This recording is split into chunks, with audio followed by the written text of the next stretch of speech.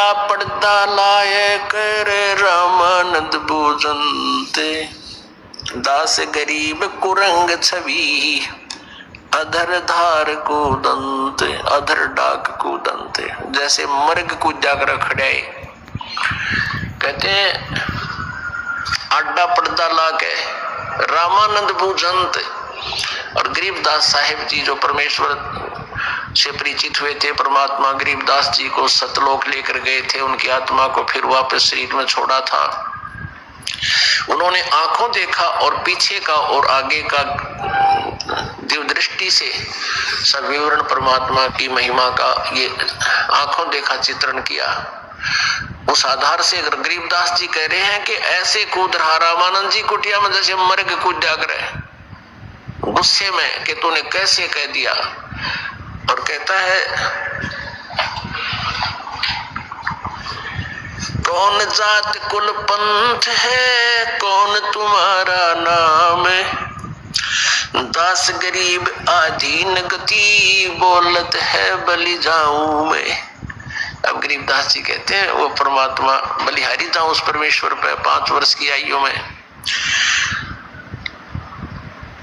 जब रामानंद जी ने ये पूछा कौन जात कुल पंथ है और कौन तुम्हारा नाम, दास गरीब फिर आधीन गति बोलत है बलि जाऊं मैं। जैसे एक नेक शिष्य ने अपने गुरु जी के प्रति कैसा व्यवहार आचरण करना चाहिए वो करते हुए बोल रहे हैं। कहते हैं गुरु जी तो छो मारे हैं, गुस्सा कर रहे हैं।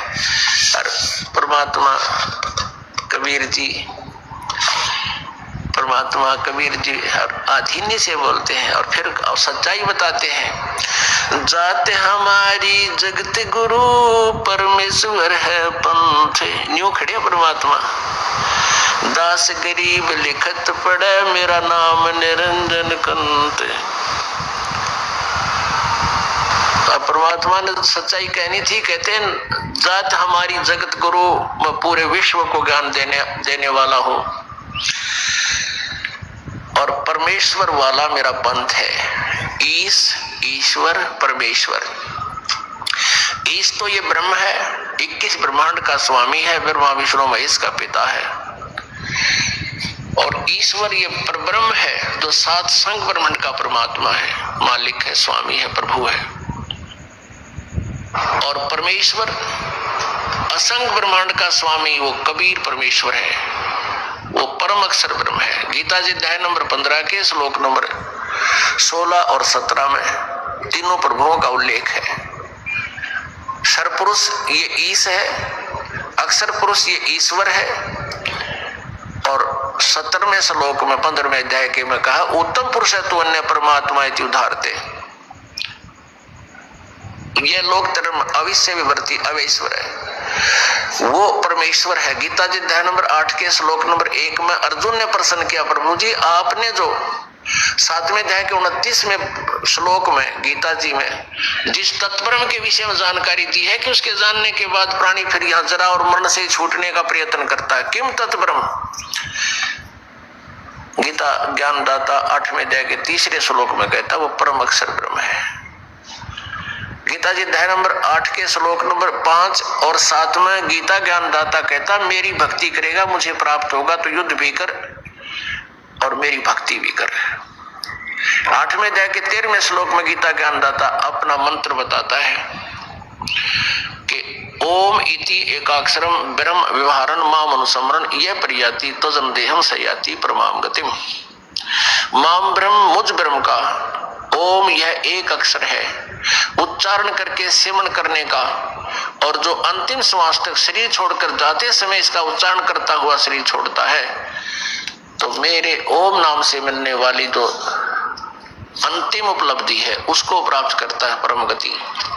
7वें अध्याय के 18वें श्लोक में गीता जी में गीता ज्ञानदाता कहता है ये मेरे वाली गति भी, ये ज्ञानी आत्मा है तो अच्छी, ये भक्ति को में समर्पित है, पर मेरे वाली अनुत्तम श्रेष्ठ गति में ही स्थित है, अनुत्तम घटिया गति में स्थित थे। अपनी स्थिति को, अपनी उपलब्धि को भी घटिया क्यों बता रहा है? क्योंकि चौथे अध्याय के 5वें और 9वें श्लोक में स्पष्ट कर रहा है, और दूसरे अध्याय के 12वें श्लोक में गीता ज्ञानदाता कह रहा है कि अर्जुन, तेरे और मेरे बहुत जन्म हो चुके, तू ही जानता मैं जानता हूं। अर्थात जन्म मृत्यु में दुखी तू भी है, मैं भी हूं। इसलिए 18वें अध्याय के 62वें श्लोक में कहा है कि तू सर्वभाव से उस परमेश्वर की शरण में जा, और 66 में भी उसी का संकेत है। और गीता जी अध्याय नंबर 8 के श्लोक नंबर 8, 9, 10 में गीता ज्ञानदाता अपने से अन्य उस परम अक्षर ब्रह्म की भक्ति के लिए कहता है कि उसकी जो साधना करता है उसको प्राप्त हो जाता है। उस भक्ति की गति से, भक्ति के बल से, यानी जो साधना वो संत देगा, तत्वदर्शी संत, जो चौथे अध्याय के 34वें श्लोक में जिस संत के विषय में कहा है, और 15वें अध्याय के 1 से 4 में उस तत्वदर्शी संत की पहचान और परमात्मा, पूर्ण परमात्मा के पाने का विधान बताया है। उसकी भक्ति जो करेगा तो उसको प्राप्त होगा। 17वें अध्याय गीता जी के मंत्र 23 में कहा कि उस परमात्मा के पाने की, परम अक्षर ब्रह्म को पाने का, उस परमेश्वर को पाने का ओम तत्सदिति निर्देश ब्रह्म त्रिविध समर्थ है।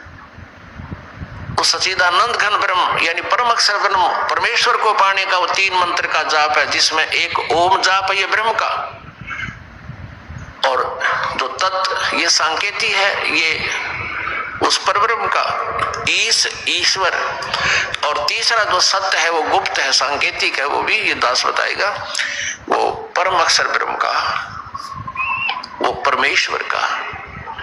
इन 3 मंत्रों के जाप से परमात्मा प्राप्ति होगी। उसकी विधि अलग है, उसकी क्रियाएं अलग है, उनका कैसे कैसे फिर इसका आगे विवरण अलग से बताया जाएगा, इतना समय नहीं। तो यहाँ क्या बताया है? परमात्मा ने कहा, जाते हमारी जगत गुरु परमेश्वर है पंथ। जैसे किसी का तो वैष्णव पंथ है, वो विष्णु जी का उपासक है, किसी का शिव का पंथ है, शिव जी का विधि उसके अंदर वर्णित है। पंथ माने मार्ग, वे ऑफ वर्शिप। और कोई ब्रह्म तक ही जानता है, पर ब्रह्म की जानकारी विधि पूजा की किसी को नहीं। परमेश्वर कबीर जी कहते हैं, सोहम शब्द हम जग में लाए, सार शब्द हमने गुप्त छिपाया। और वो अब प्रकट करवाया है परमात्मा ने इस दास के माध्यम से। अब उन तीनों के जाप से ही लाभ होगा। अभी तक 2 मंत्र देते रहे परमात्मा अपनी पुण्यात्माओं को, तो 5 मंत्र देते थे। तो विशेष आत्माएं थी जो विशेष खास भक्ति में लीन हो जाते थे, उनको दूसरा मंत्र दे देते थे। कुछ एक को ऐसा है जिनको उन्होंने 3 मंत्र भी दिए हैं, लेकिन उनको कसम दिला दी थी, सौगंध खिला दी थी कि ये सार नाम कहीं जिक्र नहीं करोगे। इन 2 मंत्रों का जाप कबीर जी की वाणी या परमात्मा प्राप्त उन संतों की वाणी में स्पष्ट लिखा हुआ है, लेकिन सार नाम को गुप्त रखा हुआ है।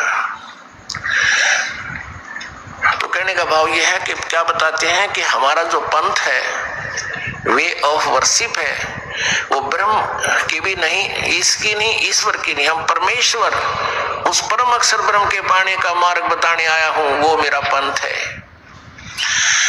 जाते हमारी जगत गुरु, यानी पूरे विश्व को ज्ञान मैं ही दे सकता हूं, मैं ही देता हूं, और सब अज्ञान प्रदान कर रही है। और फिर क्या बता दिया कि दास गरीब लिखत पढ़े, मेरा नाम निरंजन कंतो, मैं भगवान हूं, निरंजन हो। एक तो इस काल को भी निरंजन कहते हैं, क्योंकि यहाँ तो ये प्रसिद्ध है, उस मालिक को तो प्रोक्ष है, उसका किसी को जानकारी नहीं थी, तो ब्रह्म भी ये प्रसिद्ध हो गया। वैसे ज्योति निरंजन है ये, और वास्तव निरंजन का अर्थ होता है निर्लेप परमात्मा, माया रहित। माया रहित भगवान ही हो सकता है, इसलिए निरंजन का सीधा अर्थ प्रभु से है। प्रभु कहता मैं भगवान हूं, परमात्मा ने कहा। अब यह रामानंद जी के गले नहीं उतरया बात तक, यू बालक करने का मैं भगवान हूं, उसने जान लिया सचमुच सिर फिरा है। रे बालक सुन दुर्बुद्धि, घटमट तन आकारे, दास गरीब दर्द लगा हो, बोले सिरजनहारे। गरीबदास जी, जैसे तुलसीदास जी ने रामायण का पुनः चित्रण किया, सारा दोबारा लिखवाया, बोला, ऐसे ही गरीबदास साहिब जी ने परमात्मा से प्राप्त ज्ञान योग के आधार से, दिव्य दृष्टि के आधार से पिछली पूरी घटनाएं ऐसे बिल्कुल चलचित्र की तरह देख और आवाज सुनकर लिखा। अब जैसे श्रीमद् भगवत गीता बोली गई थी युद्ध के समय, युद्ध प्रारंभ होने से पहले महाभारत का, और लिपिबद्ध की उसे 20 वर्ष के बाद वेद व्यास जी ने एज इट इज, क्योंकि काल भगवान ने उसमें प्रवेश करके वो लिखती। हम दूसरा इसको ये भी कह सकते हैं कि उसको दिव्य दृष्टि दे दी इतनी कि यो उस घटना को एज इट इज चलचित्र करके पूरी एज इट इज लिख सकता है। हमारे प्रत्येक प्राणी के अंतःकरण में, हमारे समझ लो एक प्रत्येक के अंदर एक ऐसी चिप डाल रखी है परमात्मा ने, परमानेंट डाल रखी है, और उसका इतनी कैपेसिटी है असंख्य युगों की जो भी घटनाएं पशु पक्षी मनुष्य जीवन में जहां भी राजा महाराजा देव रहे हम, वो सभी हमारे अंतःकरण में, और उस अंतःकरण में एक ऐसा सिस्टम भी लगा रखा परमात्मा ने कि हम कभी भी किसी समय घटना घटी हुई किसी भी प्राणी के विषय में उसकी जानकारी हम उसी से ले सकते हैं, और उसकी क्या वार्ता हुई, कहाँ का उसने क्या क्या कर्म किए, कैसी उसने घटना की, वो सब चलचित्र की तरह सामने आ जाती है। ऐसे गरीबदास साहिब जी चलचित्र की तरह जो पिछली घटनाएं घटी थी वो एज इट इज वर्णन कर रहे हैं कबीर परमात्मा जी की रजा से। तो रामानंद जी क्या कहते हैं, रे बालक सुन दुर्बुद्धि, तेरा घटमट तन आकार, अब हमारी बुद्धि इस काल ने इतनी घुमा रखी है। विष्णु जी के उपासक स्वामी रामानंद जी, और फिर भी भगवान को निराकार कहे, और कहते हैं इस बात से दुखी हो गए कि तू अपने आप को भगवान बताता है तो साकार दिखाई देता है, भगवान तो निराकार है। हमारी बुद्धि काल का बिकी हुई थी। तो ये खुद कहता है गीता जी अध्याय नंबर 7 में कि बलवानों का बल और बुद्धिमानों की बुद्धि मेरे हाथ में है, जब चाहे ऑन कर दूं, जब चाहे ऑफ कर दूं। अब जैसे श्री कृष्ण जी की मृत्यु होगी, उनके पैर में तीर मार दिया था विषाक्त एक पारधी ने, शिकारी ने, जो सुग्रीव का भाई बाली था त्रेता में, वो अपना टिट फॉर टेट आधार से विधान से उसने उनको मार दिया। उसके बाद फिर कृष्ण की जितने भी वहां यादव की पत्नियां थी, यादव आपस में लड़का मर गए थे, सारे खत्म हो गए थे दुर्वासा के श्राप से, और अर्जुन उन सभी औरतों को